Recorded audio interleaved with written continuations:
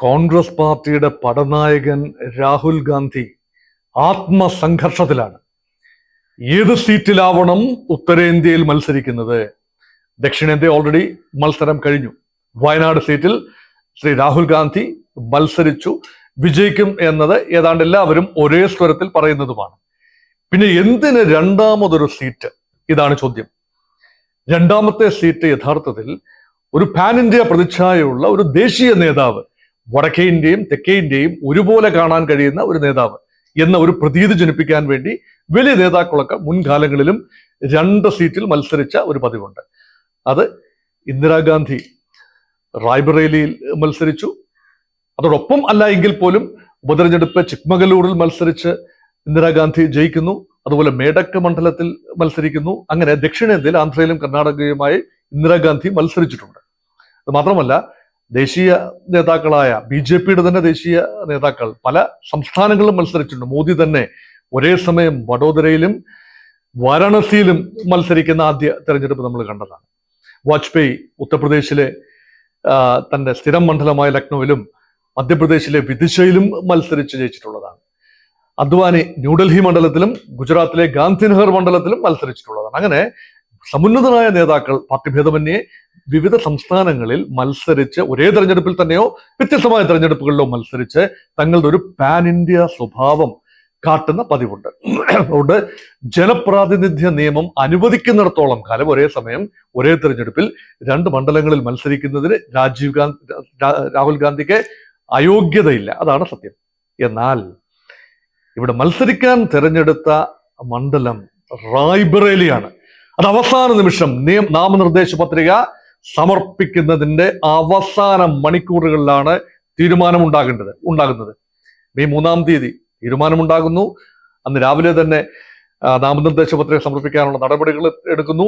ഉച്ചയായപ്പോൾ നാമനിർദ്ദേശ പത്രിക സമർപ്പിക്കുന്നു. എന്തൊരു വളരെ ഉദ്വേഗജനകമായ നിമിഷങ്ങൾ രാജ്യത്തിന് സമ്മാനിച്ച, പാർട്ടിക്ക് സമ്മാനിച്ച രാഹുൽ ഗാന്ധിയുടെ ഉദ്ദേശ ശുദ്ധിയാണ്, ലക്ഷ്യങ്ങളാണ് ഈ വീഡിയോയിലൂടെ പരിശോധിക്കുന്നത്. ശ്രീ രാഹുൽ ഗാന്ധിക്ക് 2 ഓപ്ഷൻസ് ഉണ്ടായിരുന്നു. തന്റെ കുടുംബ മണ്ഡലങ്ങൾ എന്ന് പറയാവുന്ന പോക്കറ്റ് ബറോസ് എന്നാണ് ഇംഗ്ലീഷിൽ അതിന് പറയുക. ഒരു കുടുംബ പോക്കറ്റുകളാണ്, കുടുംബ സ്വാധീനമുള്ള സ്ഥലങ്ങളാണ്. റായ്ബറേലിയും അമേഠിയും ഉത്തർപ്രദേശിന്റെ കിഴക്കൻ മേഖലയിൽ സ്ഥിതി ചെയ്യുന്ന 2 മണ്ഡലങ്ങൾ. സാമാന്യം ശാന്തമായ സ്ഥലങ്ങളാണ് ഇത് രണ്ടും, ഗംഗാ നദിയുടെ തീരത്തുള്ള 2 സ്ഥലങ്ങൾ.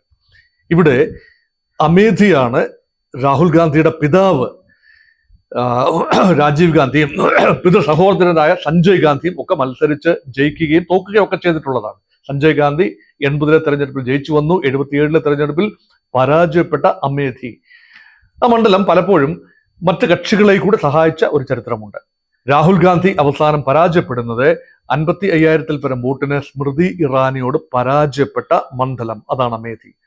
അവിടെ തിരിച്ചുപോയി ഒരു പടനായകന്റെ യഥാർത്ഥ വീറും വാശിയും കാട്ടിക്കൊണ്ട് തന്നെ പരാജയപ്പെടുത്തിയ സ്മൃതി ഇറാനിയെ മലർത്തി അടിക്കാനുള്ള, ഒരു സ്മൃതി ഇറാനിയെ പമ്പെ പരാജയപ്പെടുത്താനുള്ള ഒരു അവസരം ശ്രീ രാഹുൽ ഗാന്ധി കളഞ്ഞു കുളിച്ചോ എന്നത് പ്രസക്തമായ ചോദ്യമാണ്.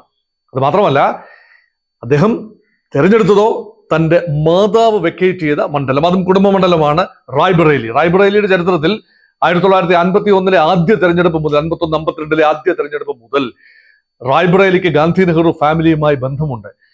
ഇദ്ദേഹത്തിന്റെ മുതുമുത്തച്ഛൻ, രാഹുൽ ഗാന്ധിയുടെ മുതുമുത്തച്ഛൻ, ഇന്ദിരാഗാന്ധിയുടെ ഹസ്ബൻഡ് ഫിറോസ് ഗാന്ധി മത്സരിച്ചിരുന്ന, അന്നൊരു യുവ കോൺഗ്രസ് നേതാവായിരുന്നു അദ്ദേഹം മത്സരിച്ചിരുന്ന സീറ്റാണ് റായ്ബറേലി.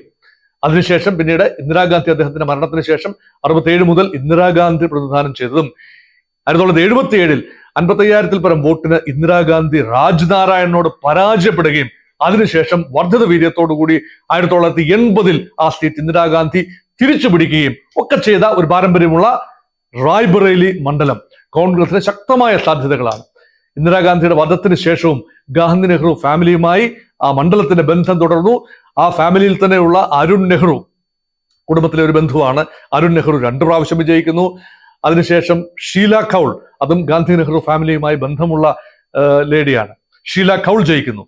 അങ്ങനെ അമേഠിയുടെ റായ്ബറേലിയുടെ ചരിത്രത്തിൽ 2 പ്രാവശ്യം മാത്രം, എനിക്ക് തോന്നുന്നത് 1996-ലെയും 98-ലെയും തെരഞ്ഞെടുപ്പിൽ BJP സ്ഥാനാർത്ഥി ജയിച്ചു എന്നത് ഒഴിച്ചാൽ ശക്തമായ കോൺഗ്രസ് ചായ്വ് ഗാന്ധി നെഹ്റു ഫാമിലിയോട് പൊതുവെ കൂറ് പുലർത്തിയ അവിടുത്തെ ആളുകളെ യഥാർത്ഥത്തിൽ ഇന്ദിരാഗാന്ധിയെ ഒരിക്കൽ പരാജയപ്പെടുത്തി എന്നത് ഒഴിച്ചാൽ ഒരിക്കൽ പോലും പരാജയപ്പെട്ടിട്ടില്ലാത്ത മണ്ണാണ് റായ്ബറേലി. അത്രയും സുരക്ഷിതമായ മണ്ഡലത്തിൽ രാഹുൽ ഗാന്ധി വരുമ്പോൾ നൽകുന്ന സന്ദേശം എന്താണ്?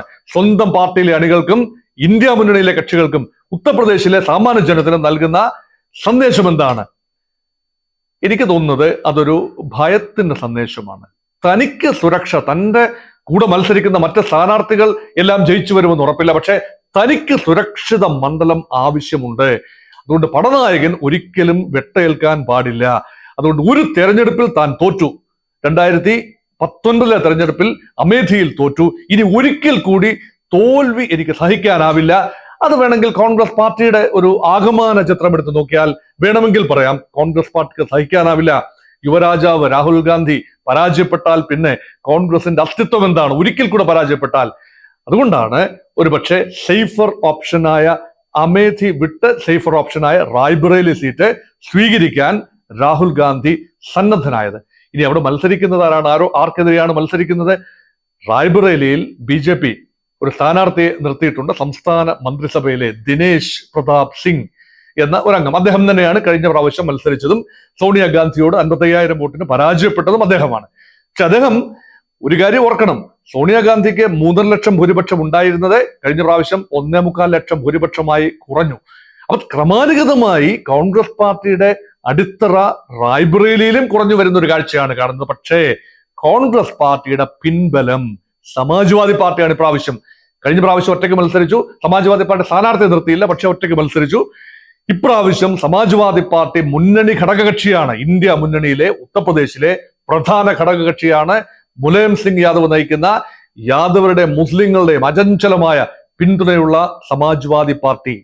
ആ പാർട്ടിയുടെ MLA-മാരാണ് 2022 നടന്ന തെരഞ്ഞെടുപ്പിൽ, നിയമസഭാ തെരഞ്ഞെടുപ്പിൽ റായ്ബറേലി ലോക്സഭാ മണ്ഡലത്തിന്റെ പരിധിയിൽ വരുന്ന 5 നിയമസഭാ മണ്ഡലങ്ങളിൽ 4ലും വിജയതീരം അണിഞ്ഞത് സമാജ്വാദി പാർട്ടിയാണ്. അതുകൊണ്ട് സമാജ്വാദി പാർട്ടിയുടെ തട്ടകം കൂടിയായ റായ്ബറേലിയിൽ രാഹുൽ ഗാന്ധിക്ക് സുഗമമായി ജയിച്ചു വരാം എന്ന ഒരു പ്രതീതിയാണുള്ളത്.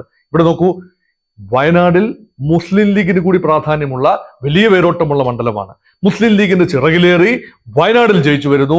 സമാജ്വാദി പാർട്ടിയുടെ ചിറകിലേറി റായ്ബറേലിയിൽ ജയിച്ചു വരുന്നു.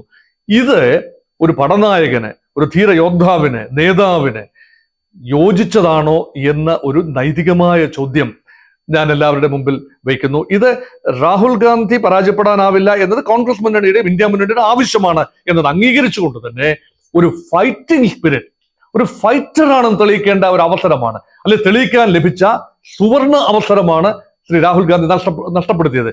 അമേഠിയിൽ മത്സരിച്ചുകൊണ്ട് സ്മൃതി ഇറാനിയെ പരാജയപ്പെടുത്തി തന്റെ മാറ്റു തെളിയിക്കുന്നതിന് പകരം ഈ അമ്മയുടെ മണ്ഡലത്തിൽ ചിറകിലേറി അപ്പന്റെ മണ്ഡലം ഉപേക്ഷിച്ച് അമ്മയുടെ മണ്ഡലത്തിന്റെ സുരക്ഷിത വലയം തേടി പോകുന്ന രാഹുൽ ഗാന്ധി. അത് മാത്രമല്ല, മണ്ഡലം നോക്കാത്ത ഒരു MP എന്ന ചിത്തപ്പേര് കൂടി അമേഠിയിൽ രാഹുൽ ഗാന്ധി കാട്ടിയിട്ടുണ്ട്. എന്നാൽ ജയിച്ചു വന്ന സ്മൃതി ഇറാനി ആകട്ടെ മണ്ഡലം നല്ലപോലെ നട്ട് നനച്ച് പരിപാലിച്ച ഒരു ചരിത്രം കൂടിയുണ്ട്. 2014 തെരഞ്ഞെടുപ്പിൽ രാഹുൽ ഗാന്ധിയുടെ ഭൂരിപക്ഷം കേവലം 1 ലക്ഷം വോട്ടിനോട് അടുപ്പിച്ചായിരുന്നു. പരാജയപ്പെട്ട സ്മൃതി ഇറാനി ആ മണ്ഡലത്തിൽ തന്നെ വീട് വാങ്ങി താമസമുറപ്പിച്ച് അവിടുത്തെ എല്ലാ ജനകീയ സംരംഭങ്ങളിലും പങ്കാളിയായി ജനങ്ങളോടൊപ്പം തോളോട് തോളം ചേർന്ന് നിന്നതിന്റെ വോട്ട് കൂടിയാണ്. അത് BJP-യുടെ രാമതരംഗമോ മോഡി തരംഗമോ ഒന്നും മാത്രമല്ല, മറിച്ച് അവിടെ ജനങ്ങൾക്ക് വേണ്ടി ചെയ്ത നല്ല കാര്യങ്ങളുടെ വോട്ട് കൂടിയായിരുന്നു സ്മൃതി ഇറാനിക്ക് ലഭിച്ചത് എന്നും മറക്കരുത്. രാഹുൽ ഗാന്ധി ആ 2 തെരഞ്ഞെടുപ്പുകളുടെ ഇടയ്ക്ക് 17 പ്രാവശ്യം മാത്രമാണ് മണ്ഡലത്തിൽ വന്നുപോയത്.